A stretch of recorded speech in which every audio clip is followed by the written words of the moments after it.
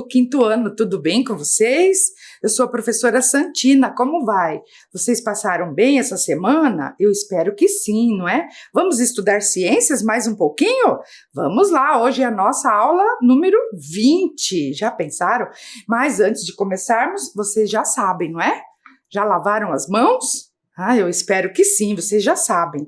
E outros recadinhos que eu tenho para vocês, olhem aqui. Se puder, fique em casa, lave sempre as suas mãos, use máscara e mantenha uma distância segura, tá? Até o momento não existe vacina, vocês estão sabendo. E o distanciamento social é uma das melhores maneiras de evitar o contágio por coronavírus. Entenderam bem, gente? Então tá bom. Outra coisa importante, vocês já estão aí com os materiais para nossa aula? O caderno ou as folhas de papel, lápis, caneta, a borracha, o apontador, o teu cantinho de sempre. Quem está tudo pronto já pode começar ali anotando a data de hoje e aula número 20 de ciências. Eu vou dar um tempinho para vocês ajeitarem tudo e eu já volto.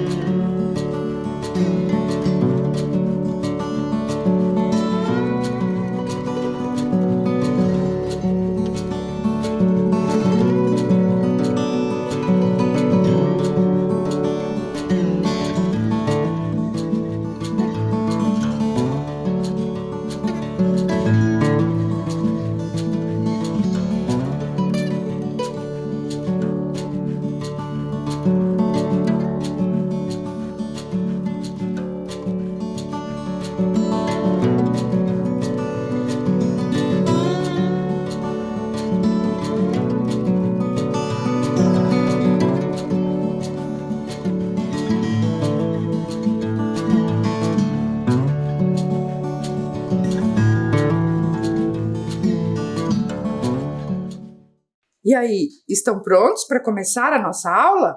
Então, vamos lá estudar ciências, tá? Mas para começar, vamos lembrar das aulas passadas? Lembram das aulas passadas? Eu tenho aqui muitas imagens de atividades que os alunos e as alunas fizeram e me mandaram. Olhem aqui, A Escola Municipal Tanira Schmidt mandou aqui a imagem do estudante Bruno, que fez o neurônio. Olha que bonito. Aqui a professora Carmen da escola Eni Caldeira mandou as imagens da Heloísa e da Alice do quinto ano. Também a professora Carla, lá da escola Vinhedos, mandou aqui as imagens da Alice Cristina e da Alice do quinto ano B. A escola Paranaguá, a professora Ana Paula, mandou essa foto aqui da Giovana com a maquete do neurônio que ela fez.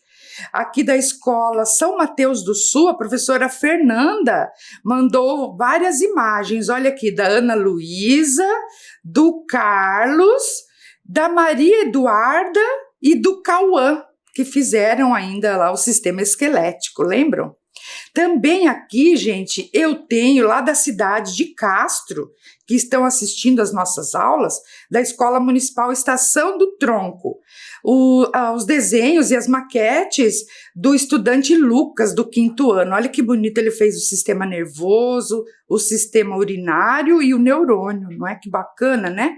Também da mesma escola, lá de Castro, a estudante Alana fez o sistema urinário e um neurônio. Bem bonito, hein? Legal a cidade de Castro participando aqui com a gente. Também, ó, da Escola Sônia Kensky, a professora Nina Rosa mandou a maquete do sistema nervoso que a Lívia Fernanda fez, né? E também aqui da Escola Rio Negro, as professores Lourdes e Cristiane, mandou aqui a imagem do estudante Gustavo. Olha que bacana, né? Pessoal, parabéns aí pelo trabalho que vocês têm desenvolvido, tanto os professores, as professoras, os alunos, as alunas, têm feito uns trabalhos muito bacanas, tá? Parabéns. Mas, pessoal, vamos dar continuidade, então, à aula de hoje. Nós vamos continuar falando dos sistemas de coordenação. Nós já falamos do sistema nervoso e hoje vamos começar o sistema endócrino, tá? Observem essa imagem aqui, uma comparação entre os dois sistemas, nervoso e endócrino. Observem lá, então, o sistema nervoso, nós já vimos, não é? É o encéfalo, a medula espinhal, e daí os nervos e os gânglios nervosos, né? E o sistema endócrino que nós vamos trabalhar hoje. Mas vejam um pouquinho ali sobre como que cada um funciona. Então vejam lá, o sistema nervoso, ele tem uma ação rápida e fugaz, quer dizer, ele age rapidamente e em curtíssimo prazo, e o efeito é localizado. Vocês lembram lá do ato reflexo, por exemplo, que nós vimos na aula passada? Em milésimos de segundo a gente consegue responder a um estímulo do ambiente. O sistema endócrino, que nós vamos ver, ele tem uma ação mais lenta, mas é duradoura a ação dele. E é a médio e longo prazo que ele permanece. E também o efeito dele é amplo no organismo. Nós vamos ver, então, hoje, um pouquinho sobre o sistema endócrino. Vamos lá, então, gente? Olhe lá. O sistema endócrino, ele é composto por glândulas. As glândulas são órgãos do corpo humano, né, que produz hormônios.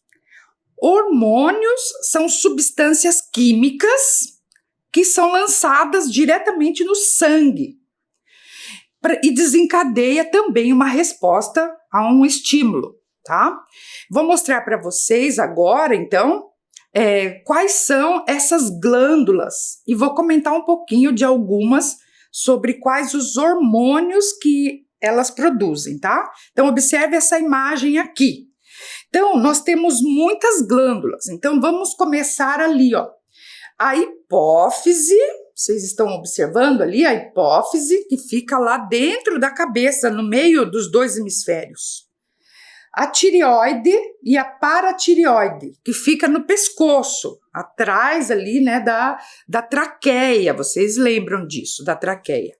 Temos também o pâncreas, estão vendo ali, gente? O pâncreas faz parte do sistema digestório, estão lembrados? Também temos as suprarrenais. Suprarrenais não faz parte do sistema urinário não, tá? Suprarrenais porque elas estão em cima dos rins, tá? Também nós temos daí as gônadas. As gônadas são glândulas diferentes no homem e na mulher. Então, no homem nós temos os testículos e na mulher nós temos os ovários. Então, são essas as principais glândulas que constituem o sistema endócrino, tá? E nós vamos falar um pouquinho de algumas hoje, tá? Então, vamos começar, tá?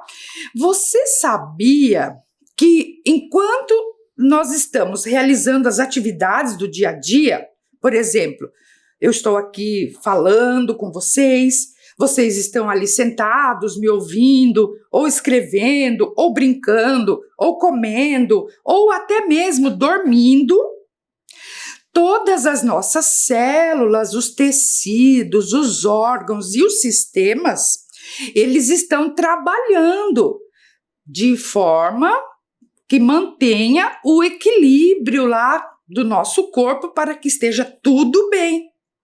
Né? A gente diz, ó, nós somos saudáveis, está tudo bem. Os sistemas nervoso e endócrino agem de maneira integrada para manter esse estado de equilíbrio. Mesmo que a gente esteja trabalhando, o organismo está funcionando, estou respirando, o coração está batendo, está ocorrendo a digestão, estou salivando, estou mexendo os músculos.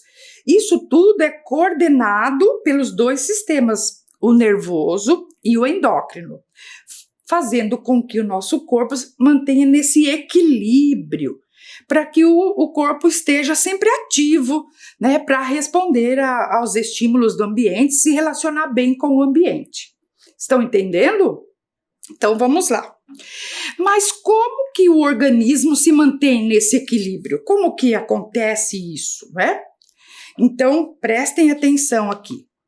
Todos os sistemas que nós estudamos até agora, né, gente? Digestório, respiratório, cardiovascular, urinário, muscular, esquelético, todos eles trabalham de forma, né, equilibrada. O que ocorre para manter esse equilíbrio? Existe um sistema que nós chamamos de feedback, uma palavra em inglês, né? Feedback significa uma reação. Então, o feedback pode ser positivo ou negativo. Então, por exemplo, quando tem alguma coisa de mais, o organismo manda parar de produzir. Quando tem alguma coisa de menos, o organismo manda produzir mais. Entenderam o que é esse feedback positivo e negativo? O nosso corpo sabe quando deve produzir mais, quando deve parar de produzir alguma substância ou reagir a algum estímulo. Entenderam, gente? Isso é o feedback, como que o organismo reage aos estímulos, tá? Vou dar um exemplo para vocês aqui, ó. Olhem aqui. Então, como é que isso funciona? Vamos pensar na fome, né? Observem esse esquema ali que eu tô colocando para vocês. Existe um detector de glicose. Vocês sabem o que é glicose, né? Que é o alimento que vem lá do sistema digestório, que é dos alimentos que nós comemos, acaba entrando a glicose no sangue, né? Então, a glicose, quando nós estamos com fome, a glicose está bem baixa. Então, observem ali. Quando nós estamos com fome, a glicose está baixa. E aí estimula, né, o estômago, olha só como ele está bem murcho, né? E aí a gente começa a sentir fome. Aí nós nos alimentamos, olha ali, comemos umas bananas, por exemplo. O que acontece? O estômago fica cheio, a glicose aumenta, então a glicose fica alta. A glicose alta vai lá no detector de glicose e manda inibir esse centro da fome. E aí a gente se sente saciado, né? Então, é uma forma de equilibrar. Mas daí um pouco, de novo, a glicose é baixa, porque nós vamos gastando energia. Então, o que acontece? A glicose baixa vai lá no detector de glicose e estimula o centro da fome. Daí, a fome começa de novo, né? O estômago começa a reclamar, e daí a gente se alimenta. Daí a glicose aumenta e o centro da fome é inibido.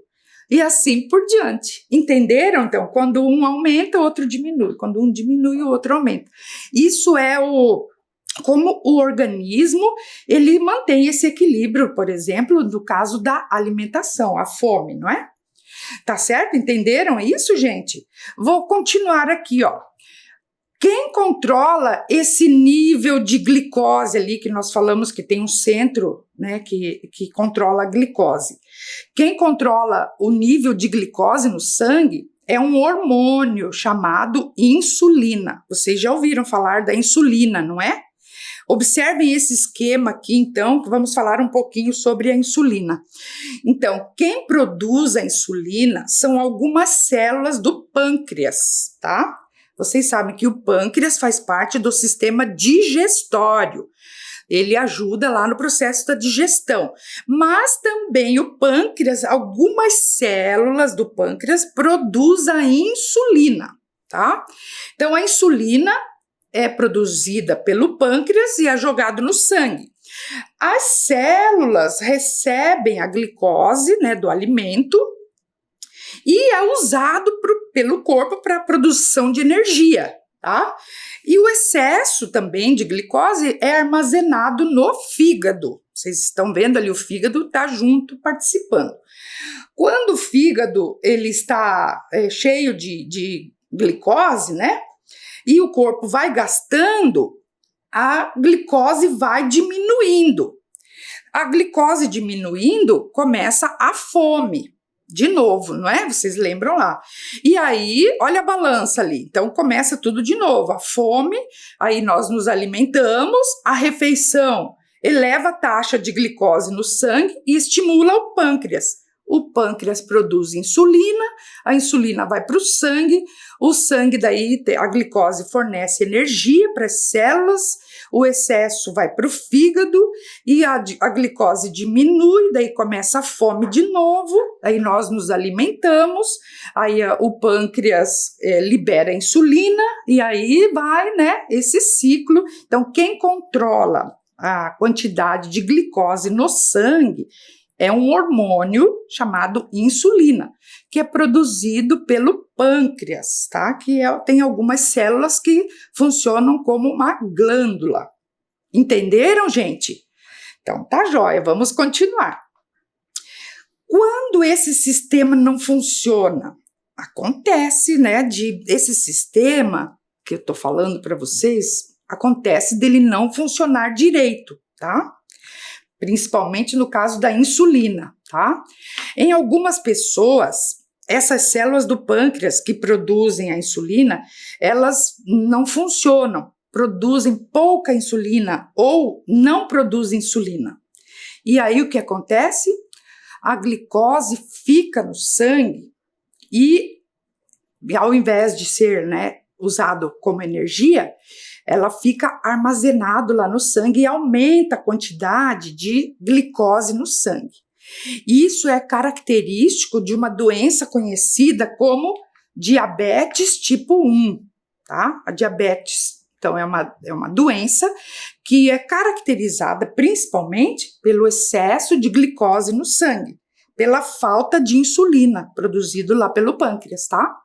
Esse tipo de diabetes, ela surge geralmente na infância ou na adolescência, mas também pode ser diagnosticado em pessoas adultas também, que nós já vamos ver.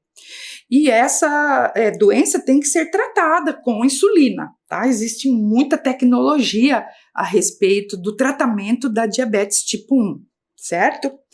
Mas existe também, né, um outro tipo de diabetes, que é a diabetes tipo 2, tá? Que aparece quando o organismo não consegue usar adequadamente a insulina, tá? Então, produz, mas ela não funciona direito, ou não produz uma quantidade suficiente para controlar a taxa de glicose. Esse tipo de diabetes se manifesta mais na vida adulta, mas também crianças podem apresentar.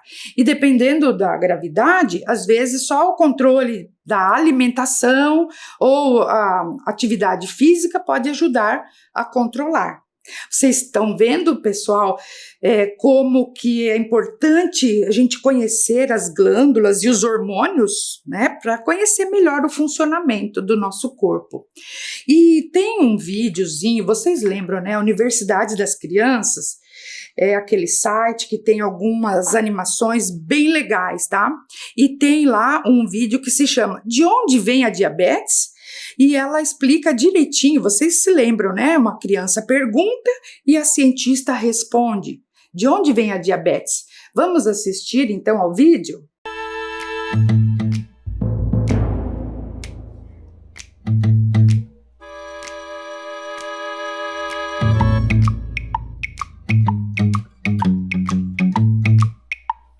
Meu nome é Antônio, tenho 11 anos, moro na Serra do Cipó e queria saber de onde vem a diabetes.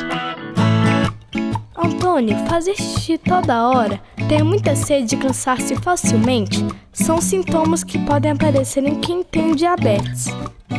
Assim como um rádio precisa de energia elétrica ou de pilhas para funcionar, as células do nosso corpo utilizam açúcar encontrado em vários alimentos, como arroz, macarrão e doces, como fonte de energia para que possamos respirar, correr, pensar e até dançar. Como o açúcar entra nas células? Existe um órgão do lado esquerdo da nossa barriga chamado pâncreas. Ele produz uma substância chamada insulina, que é distribuída para todo o corpo através do sangue. E essa é a substância que permite que o açúcar entre nas células. Mas, nas pessoas que têm diabetes, o açúcar não consegue sair do sangue e entrar nas células. Existem 2 tipos de diabetes, o tipo 1 e o tipo 2. Na diabetes tipo 1, o próprio corpo daquela pessoa começa a destruir as células do pâncreas, e por isso elas têm pouca insulina, e precisam tomar injeções de insulina constantemente. E na diabetes tipo 2, a insulina é produzida normalmente, mas as células do corpo não conseguem colocar o açúcar para dentro. Então, de um jeito ou de outro, a pessoa que tem diabetes tem muito açúcar no sangue, mas pouco açúcar dentro da célula. Agora você pode entender por que uma criança que tem diabetes se sente mais cansada do que as outras que não têm essa doença. Mas olha, uma criança com diabetes pode brincar e viver normalmente. Basta procurar um médico e seguir o tratamento adequado, ok?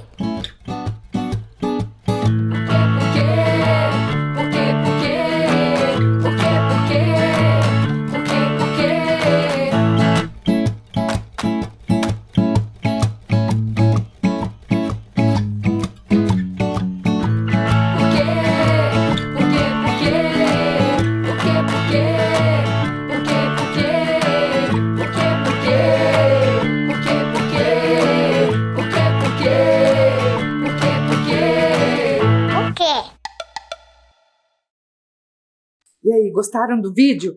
Como é bacana, né? A forma como ela explica como acontece os 2 tipos de diabetes, entenderam bem como que o pâncreas produz a insulina? Muito bacana, não é, gente? Então, se vocês quiserem depois, podem continuar assistindo. Vamos continuar, então? Veja aqui outros exemplos de glândulas e hormônios, tá? Nós temos aqui agora, observem essa imagem ali. Vocês estão pensando, é sistema nervoso? Sim. A hipófise é uma glândula que está entre os 2 hemisférios cerebrais, que vocês já viram, né, na aula passada. Então, ela está ali num lugarzinho que é chamado de hipotálamo. Tá? O hipotálamo é um lugar onde está localizado a hipófise. E a hipófise é a glândula considerada a maior, a glândula mestra, pois ela que produz vários hormônios que vão influenciar o funcionamento das outras glândulas do nosso corpo, como a tireoide, as suprarrenais, as gônadas, né, os testículos e os ovários, são primeiramente influenciados pela hipófise. Então a hipófise é uma glândula muito importante no nosso pro funcionamento e para a manutenção do equilíbrio. Vejam aqui quais os hormônios, eu trouxe aqui alguns hormônios só para exemplificar para vocês quais os hormônios que a hipófise produz, tá? Então, olhem aqui, o primeiro ali que eu coloquei é a prolactina. A prolactina é um hormônio que estimula a produção de leite materno depois do parto.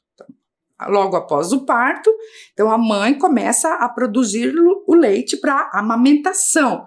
Então, quem que organiza todo esse processo é a hipófise, que começa a produzir a prolactina. Outro hormônio também que a hipófise produz é o hormônio do crescimento, né, que faz com que a gente cresça, tenha essa altura, que é determinado também, é hereditário, né, geneticamente, mas é o hormônio do crescimento que interfere. Outro hormônio também é o chamado hormônio antidiurético. Antidiurético porque é ele que controla a quantidade de água no corpo. Na verdade, é a quantidade de vezes que nós vamos ao banheiro fazer xixi. Tá? Então, é ela que controla tem muita água, a gente sente vontade de urinar e vai ao banheiro. Se tem pouca água, a gente faz pouco xixi. Então, esse controle da diurese, né, que a gente chama, é feito por esse hormônio. Também existe um outro hormônio chamado oxitocina. Oxitocina é um hormônio que estimula o trabalho de parto. É ela que diz, tá na hora de nascer, não é? A oxitocina ajuda nas contrações e faz com que o bebê nasça, tá? Então, olha, são hormônios super importantes, tá? Vocês sabiam disso, não é? E então, vamos falar um pouquinho agora sobre o hormônio do crescimento, que é produzido lá pela hipófise, né? Então, esse hormônio do crescimento é ele que promove o aumento de tamanho das partes do corpo. Então, nós crescemos proporcionalmente, né, gente? Cabeça, os braços, as pernas, o tronco, os órgãos internos, né? Eles crescem proporcionalmente ao nosso tamanho. Mas vocês sabem, né, que existem alguns problemas aí relacionados ao hormônio do crescimento. Quando esse hormônio é produzido em pequena quantidade durante a infância, o indivíduo não cresce. E existe, então, uma situação, né, que não é considerado doença, tá, gente? É uma situação que é chamado de nanismo. Nanismo hipofisário, porque é da hipófise, tá? Ou nanismo proporcional. Observem aqui essa imagem, olha só, uma família de anões, né? Que são características aí do nanismo. Então, o nanismo é proporcional, né? Porque todos os órgãos mantêm uma proporcionalidade com o tamanho, a altura das pessoas, tá? Então, não é uma doença, tá, gente? É uma característica e as pessoas, né, são como outras qualquer, não é? E também, olha só, o hormônio do crescimento, às vezes, ele é produzido em excesso. A produção excessiva deste hormônio do crescimento durante a infância também leva a pessoa a uma outra situação. Ela cresce bastante e é chamado de gigantismo. Observem aqui, ó. Então, ali tem um casal, né, de uma estatura típica, né, e ali a filha deles, adolescente, com gigantismo, né, então cresce bastante, tá certo? Entenderam? Então, a hipófise é que controla o crescimento, tá certo? Vamos continuar? Então, vamos falar agora dos hormônios da puberdade.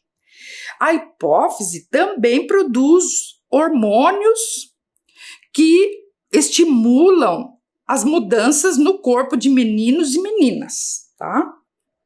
E essas mudanças, vocês já devem ter ouvido falar, né? São caracterizadas por uma transição que nós passamos na nossa vida, de uma fase, né, de criança para a fase adulta. Então, esse período ali que nós passamos, que é chamado de puberdade, ocorre em todos os animais, né? Vamos falar assim, todos os seres humanos também, que passa por esse período de amadurecimento, tá? Que nós chamamos de puberdade. A puberdade é um período de mudanças no corpo. E é bem típico da adolescência, né? A adolescência é um período que é caracterizado pela puberdade e mais as mudanças sociais, psicológicas, de comportamento, tá? Então, existe uma diferençazinha ali entre puberdade e adolescência. Entenderam aí, gente? Então, vou mostrar aqui mais ou menos, olha só. Observem essa imagem ali. Então, os meninos, né, em torno de 9 anos, mais ou menos, começa essa mudança, começam a ocorrer essas mudanças. E até os 19, isso também, gente, varia muito de pessoa para pessoa.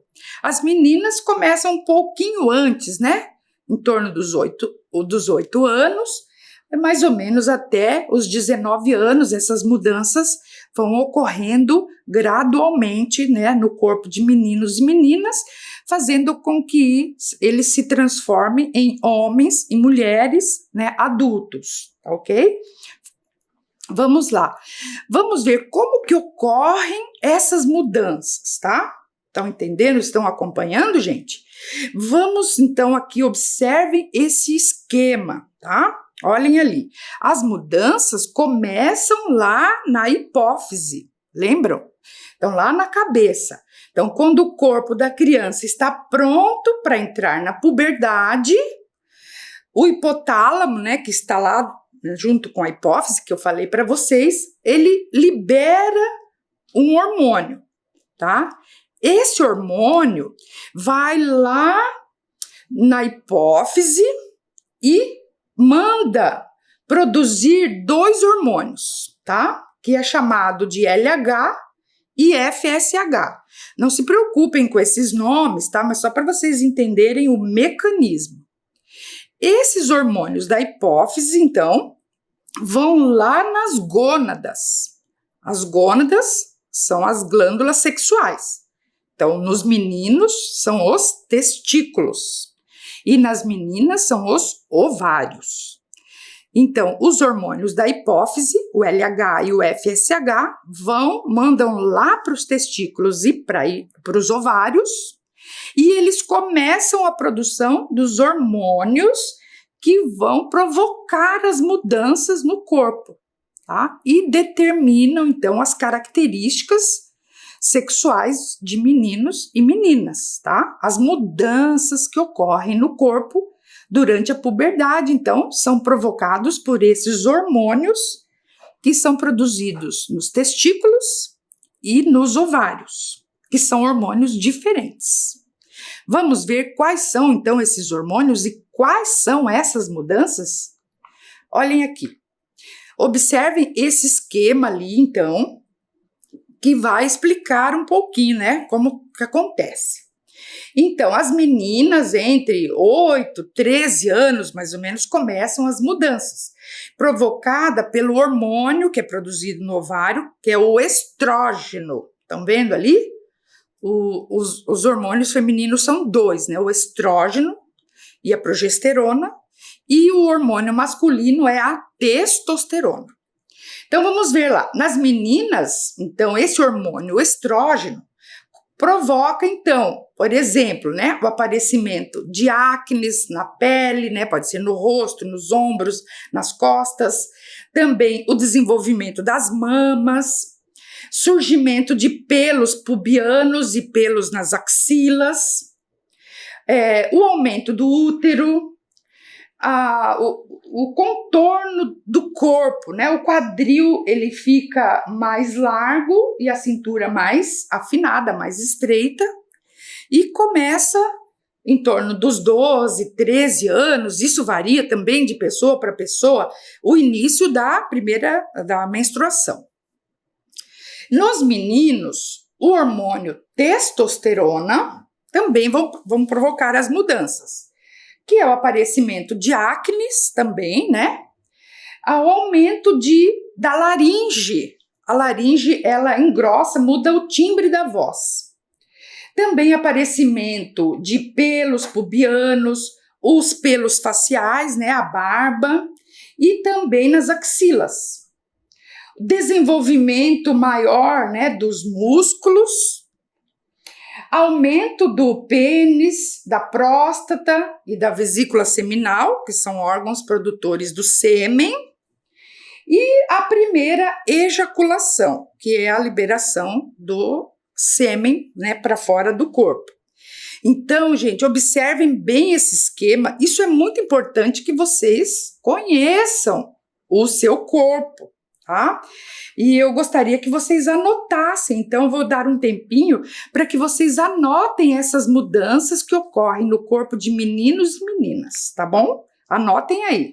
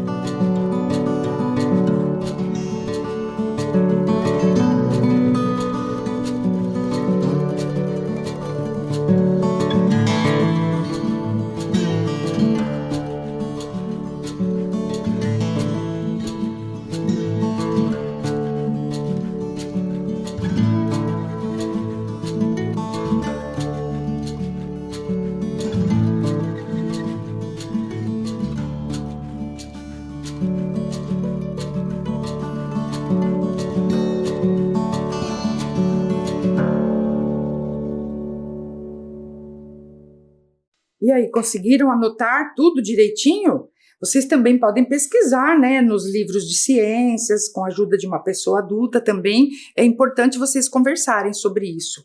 Também eu quero acrescentar aqui, gente, outras mudanças que podem ocorrer na puberdade, né?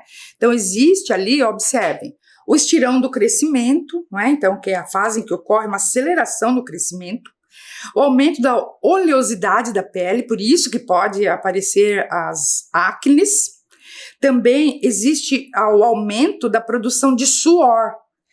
Por isso, meninos e meninas, é muito importante nesse período ali uma boa higiene, tá? O uso de desodorante, principalmente, porque esse período é característico mesmo do aumento da transpiração, do suor, às vezes um cheirinho, né, que não é muito agradável.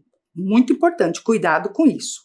Também ocorre o desenvolvimento dos sistemas respiratório e cardiovascular e o desenvolvimento esquelético e muscular, né, entre outras coisas que vão acontecer ali durante a puberdade.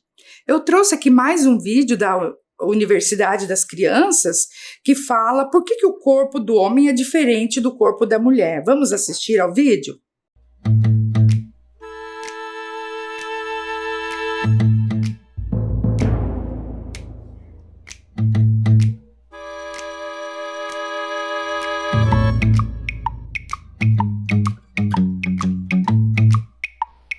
Meu nome é Caroline, tenho 9 anos, estudo na escola João Pinheiro, em Caeté, e queria saber por que o corpo da mulher é diferente do homem.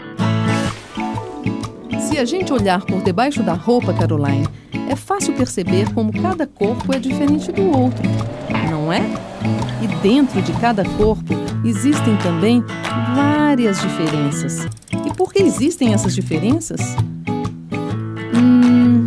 Uma das explicações para isso está nos nossos genes, que ficam lá no núcleo das células, que são minúsculas partes do nosso corpo. Então, os genes da mulher fazem o corpo dela se desenvolver de forma diferente do homem desde quando ela ainda estava na barriga da mãe. Com a chegada da puberdade, o corpo se transforma e outras diferenças entre homem e mulher aparecem. Na voz, no crescimento de pelos, no tamanho dos seios.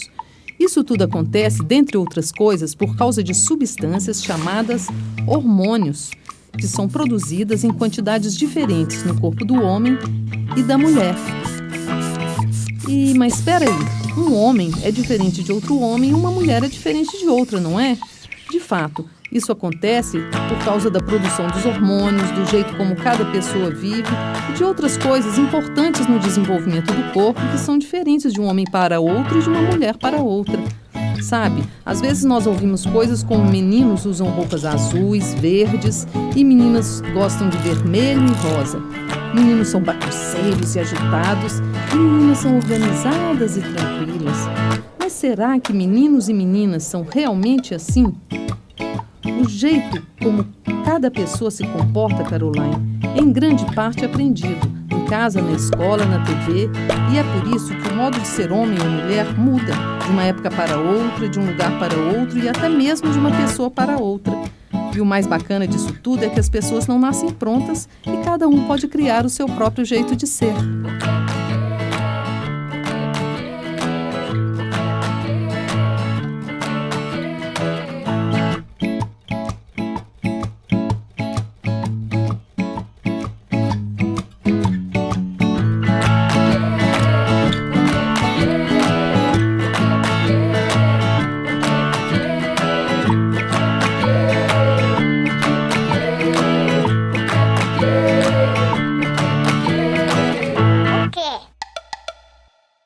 Perceberam que as mudanças que ocorrem no corpo provocam alterações, não é? Mas que cada pessoa reage de uma forma diferente. Então, por isso, é muito importante o seguinte, olha. Todas as pessoas são importantes e merecem o nosso respeito, têm o seu valor, não é? Para trabalhar um pouquinho com isso, eu trouxe aqui algumas páginas do livro Diversidade, da Tatiana Belink. Eu quero ler só algumas páginas para vocês, né? Que ela vai falando das pessoas, como elas são diferentes. Olhem aqui. Algumas têm olhos redondos, outras têm olhos puxados, o nariz pontudo, o nariz arrebitado. Um é tranquilo, o outro é nervoso, um é birrento, o outro é dengoso. Cabelo crespo, cabelo liso, dente de leite, dente de siso. Um é menino, o outro é menina, pode ser grande ou pequenina. Um é bem jovem, o outro é de idade. Nada é defeito nem qualidade. Tudo é humano, bem diferente, assim assado, todos são gente. Vamos, venhamos, isto é um fato, tudo igualzinho, ai como é chato. Não é verdade, gente? Cada pessoa é diferente, não importa o sexo, a cor da pele, o gênero, o tamanho, a idade, a nacionalidade, nada disso importa, né? Porque, olha só, a riqueza mora na diversidade. Tudo bem? Olha que bacana a gente pensar desta forma as diferenças, né, que existem entre as pessoas. Gente, a nossa aula está chegando ao fim, tá? Vocês gostaram da nossa aula? Hoje nós aprendemos um pouquinho sobre o sistema endócrino, falamos de algumas glândulas, alguns hormônios, falamos da diabetes, da insulina, também falamos sobre a puberdade. Espero que vocês tenham gostado da nossa aula. Na próxima aula, nós vamos continuar tratando desse assunto e trazendo mais ciências para você. Então, por hoje é só. Fiquem bem e até a próxima aula. Tchau, pessoal!